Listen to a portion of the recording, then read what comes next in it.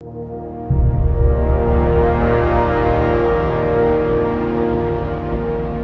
do you want from me? I want justice. ಕೆಲಸ ನಮ್ಮನ್ನು ಹುಡ್ಕೊಂಡು ಬರಲ್ಲ, ನಾವು ಕೆಲಸನ ಹುಡ್ಕೊಂಡು ಹೋಗ್ಬೇಕು. ಆ ಹುಡುಕಾಟ ಇದ್ದಾಗಲೇ ಜೀವನದಲ್ಲಿ ಒಂದು ಚಾಲೆಂಜ್ ಅಂತ ಬರೋದು. ಕಂಪನಿಯ ಯಶಸ್ಸನ್ನು ಸಹಿಸಿಕೊಳ್ಳಲಾಗದ ಕೆಲವರು ಕಂಪನಿಯ ವಿರುದ್ಧ ಅಪಪ್ರಚಾರ ಮಾಡಿ ನ್ಯಾಯಾಲಯಕ್ಕೆ ಸುಳ್ಳು ದಾಖಲೆಗಳನ್ನು ಕೊಟ್ಟಿದ್ದಾರೆ. I want that killer drug to be banned immediately ಅಂತ ನಿಮಗೆ ವಾರ್ನ್ ಮಾಡ್ತಾ ಇದ್ದೀನಿ.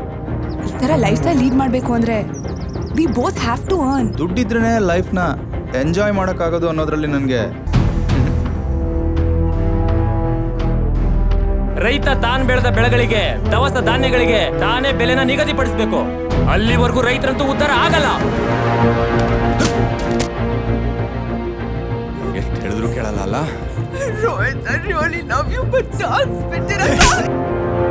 ನಾನೊಬ್ಬ ಲಾಯರ್, ಇನ್ನೊಂದ್ಸತಿ ಹೆಣ್ಮಕ್ಳ ಮೇಲೆ ಕೈ ಮಾಡಿದ್ರೆ ಸುಮ್ಮನೆ ಇರೋಲ್ಲ. ದೊಡ್ಡ ದೊಡ್ಡ ಡಾಕ್ಟರ್ಗಳೇ ಕೈ ಚೆಲ್ಲಿ ಕೂತಿರುವಾಗ ನಿಮ್ಮಂತ ಅಡ್ವೊಕೇಟ್ ಏನ್ ಮಾಡಕ್ಕಾಗುತ್ತೆ sir? I will fight for justice sir.